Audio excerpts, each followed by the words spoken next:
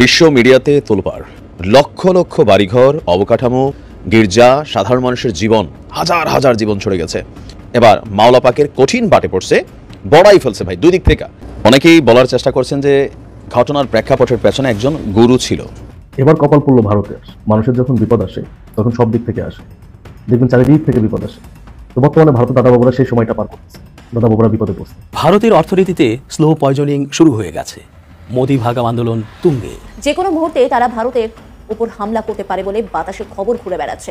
এবার সেই ভিডিও সামনে এসেছে, যেখানে দেখা যাচ্ছে বাংলাদেশের সেনারা যুদ্ধ ট্যাঙ্কে চেপে আগাম যুদ্ধের জন্য প্রস্তুতি নিচ্ছে। ছোড়া হচ্ছে একের পর এক তোপ, আর সেখানকার গোটা প্রস্তুতিটাই দেখছেন বাংলাদেশের সেনা প্রধান। ৭২-এর সংবিধানকে যারা ছুঁড়ে ফেলতে চা তারা হলেন বেজন্মা, তাদের জন্মের ঠিক নাই, তারা জারস সন্তান। বলেছেন কে? আমাদের পাপিয়া আপার জামাই হারুন দুলাভাই। ৭২-এর সংবিধান কার? শেখ মুজিবের। হারুন ভাই কার? জিয়াউর রহমানের। তাহলে জিয়াউর রহমানের হারুন ভাই কি করে শেখ মুজিবের সন্তান হলেন? এখানে হারুন ভাই বেজন্মা হয় কিনা প্রশ্নটা আপনাদের কাছে আমি রাখলাম। আওয়ামী লীগ আপনাকে এই জন্যই তারা এখন নকটা কাচ্ছে যে আমি যে মাঝখানে খুন কইরা, চুরি কইরা, ডাকাতি কইরা পালাইয়া বের হইয়া আসলাম, আমাকে নিয়ে ওরা আর ব্যস্ত নাই। আমাদেরকে প্রতিদিন প্রতি মুহূর্ত এখন আমাদের টার্গেটের বস্তু বানাতে হবে শুধু আওয়ামী লীগ আর শুধু শেখ হাসিনা।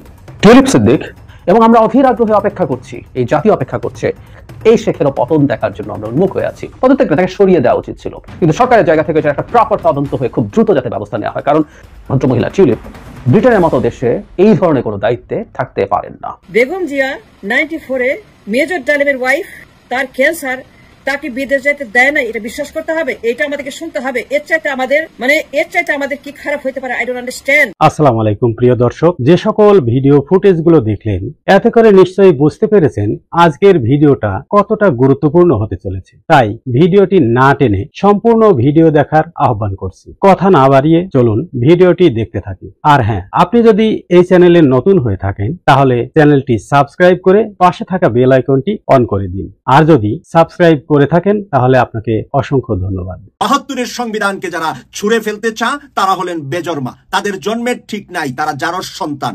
বলেছেন কে? আমাদের পাপিয়া আপার জামাই হারুন দুলাভাই। যেই হারুন দুলাভাই শেখ হাসিনার ৫ বছর সংসদ সদস্য ছিলেন। সংসদে বড় বড় কথা, গরম কথা, সুন্দর কথা হারুন ভাইয়ের মুখ থেকে শুনেছিলাম, কিন্তু আজকে যখন শুনলাম এই হারুন ভাই পাপিয়া আপার সাথে থাকতে থাকতে এমন গরম হয়েছেন, এরম উত্তপ্ত হয়েছেন যে উনি বলে ফেললেন ৭২-এর সংবিধান যারা চায় না তারা হলো বেজন্মা। ৭২-এর সংবিধান কার? শেখ মুজিবের। হারুন ভাই কার? জিয়াউর রহমানের। তাহলে জিয়াউর রহমানের হারুন ভাই কি করে শেখ মুজিবের সন্তান হলেন? এখানে হারুন ভাই বেজন্মা হয় কিনা প্রশ্নটা আপনাদের কাছে আমি রাখলাম। কারণ হারুন ভাই এই কথা বলতে পারে না বেজন্মা যারা ৭২-এর সংবিধান চায় না, কারণ এই ৭২-এর সংবিধান চায় না বলছে কে?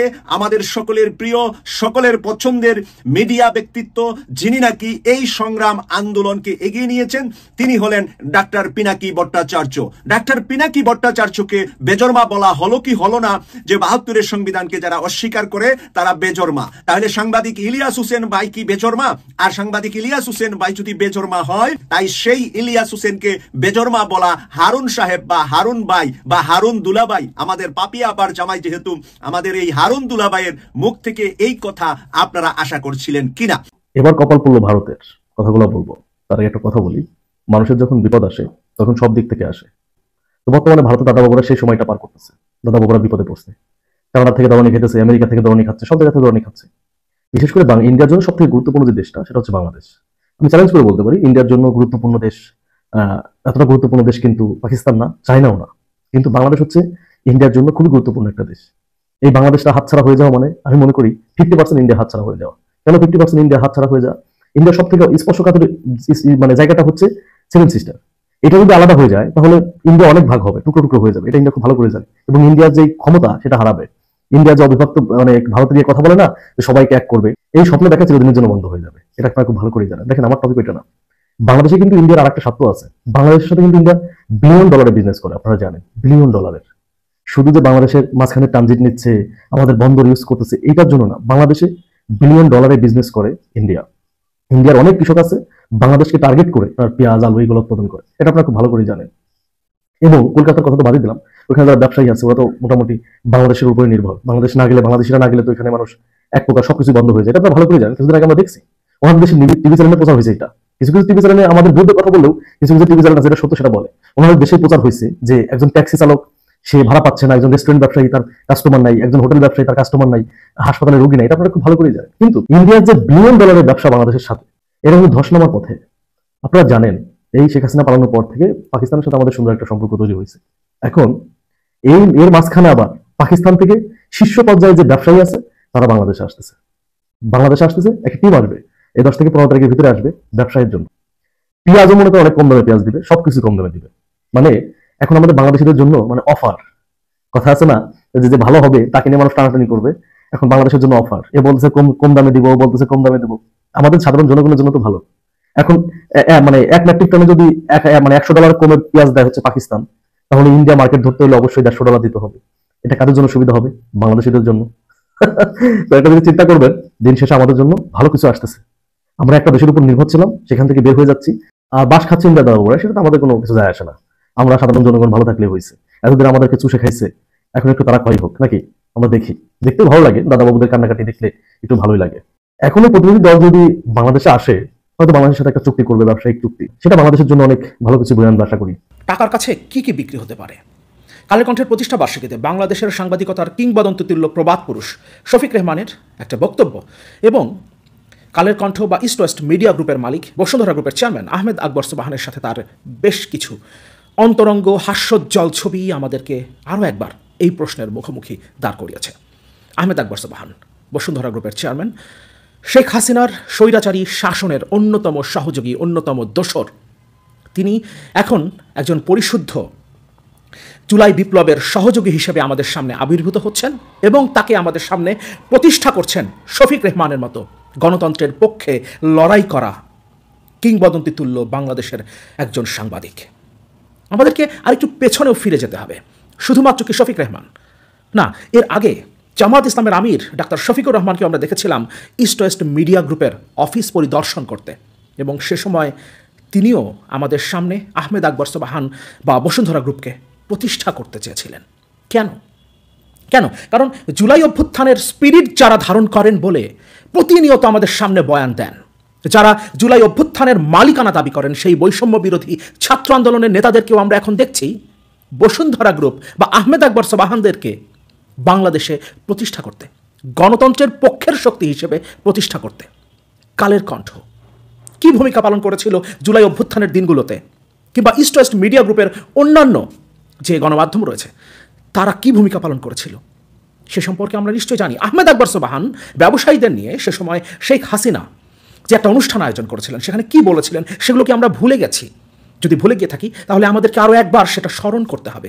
যারা বাংলাদেশের নতুন মালিকানার দাবি করছেন তারা যেভাবে বলছেন শিবির তাদের মূল সহযোগী ছিল, সেই শিবিরকে নিয়ে, সেই জামাতকে নিয়ে তার মন্তব্য কী ছিল সেগুলো আমাদেরকে আরও একবার স্মরণ করা দরকার। কিন্তু সেই জামাত ইসলামের আমির চলে যাচ্ছেন ইস্ট ওয়েস্ট মিডিয়া গ্রুপের অফিস পরিদর্শন করতে। আমরা চাই প্রত্যেকের বিচার হোক, কিন্তু যেভাবে শফিক রেহমান কিংবা তারও আগে জামাত ইসলামের আমির কিংবা কালের কণ্ঠের প্রতিষ্ঠা বার্ষিকীতে বৈষম্য বিরোধী ছাত্র আন্দোলনের সমন্বয়করা Bashundhara group, east West media group বা কালের কণ্ঠ কিংবা আহমেদ আকবর সোবহানদের পাশে দাঁড়াচ্ছেন এবং তাদেরকে আমাদের সামনে গণতন্ত্রের পক্ষের শক্তি হিসেবে প্রতিষ্ঠা করতে চাইছেন, তাতে এদের বিচার আদৌ কি হবে? শেখ হাসিনার এই দোসরদের বিচার আদৌ কি হবে? শফিক রেহমান বলেছেন এই অনুষ্ঠানেই, তিনি তার বক্তব্যে বলেছেন এই অভ্যুত্থানের কারণেই, জুলাই অভ্যুত্থানের কারণে তিনি ফিরতে পেরেছেন।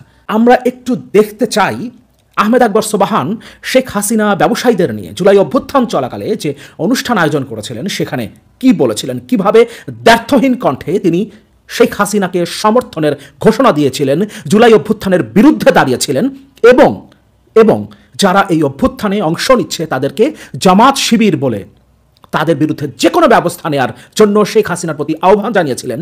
সেই আহমেদ আকবর সোবহান তিনি কি বলেছিলেন ডিটেল দেখা দরকার। কাদের পাশে?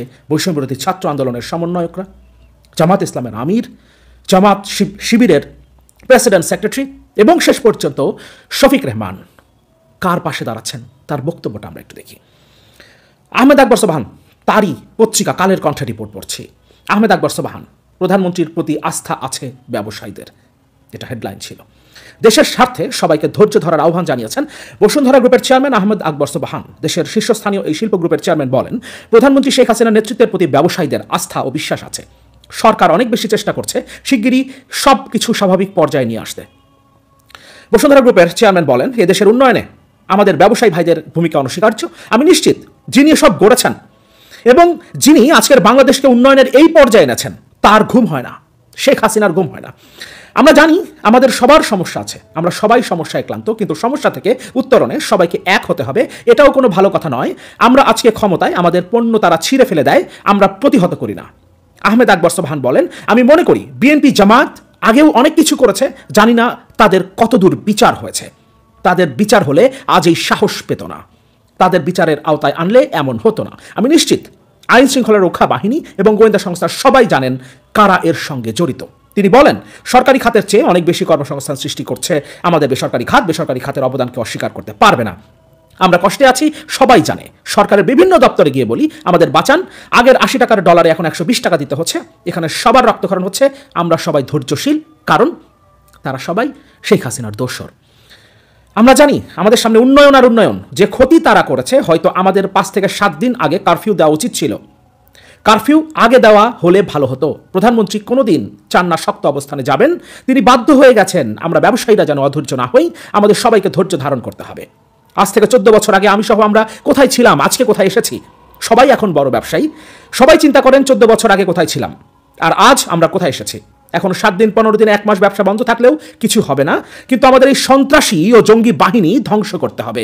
আমাদের এই সন্ত্রাসী ও জঙ্গি বাহিনী ধ্বংস করতে হবে। অর্থাৎ জুলাই অভ্যুত্থানে যারা জীবন দিচ্ছেন, যারা লড়াই করছেন, তাদেরকে আহমেদ আকবর সোবহান সন্ত্রাসী এবং জঙ্গি বাহিনী হিসেবে উল্লেখ করেছেন তার বক্তব্যে।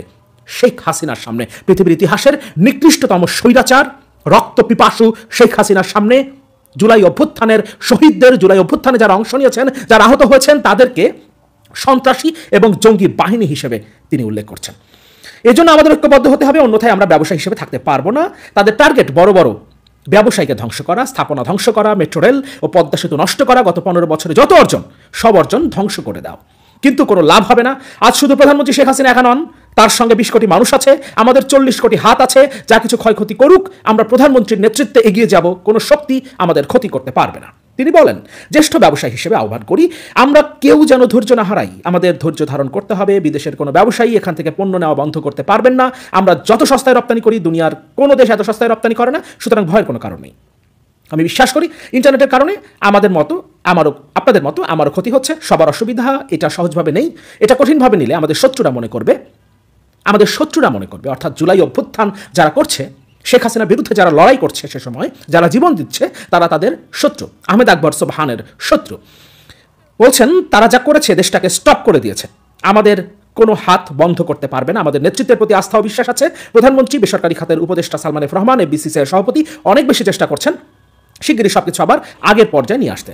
আমরা অনুরোধ জানাই সবাইকে বিচারের আওতায় নিয়ে আসুন, না হলে সন্ত্রাসীরা প্রতিদিন এমন ঘটনা ঘটাবে, তারা মনে করবে এ দেশে কোনো বিচার হয় না।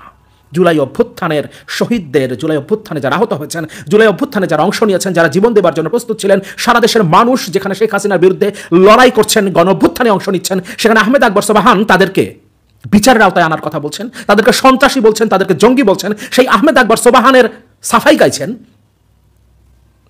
জামাত ইসলামের আমির ডাক্তার শফিকুর রহমান। এরপর শফিক রেহমান তার পাশে এসে দাঁড়িয়েছেন, তাদের পক্ষে কথা বলছেন। এবং আব্দুল হান্নান মাসুদ, বৈষম্য বিরোধী ছাত্র আন্দোলনের অন্যতম সমন্বয়ক, যারা এখন বাংলাদেশের মালিক, নিজেদের মালিকানা যারা দাবি করেন বাংলাদেশের, তারা তাদের পক্ষে কথা বলছেন জুলাই অভ্যুত্থানে নাকি এই east West media group, Kaler Kantho এবং তাদের মালিক পক্ষ আহমেদ আকবর সোবহান বা বসুন্ধরা গ্রুপ অভ্যুত্থানের পক্ষেই ছিলেন।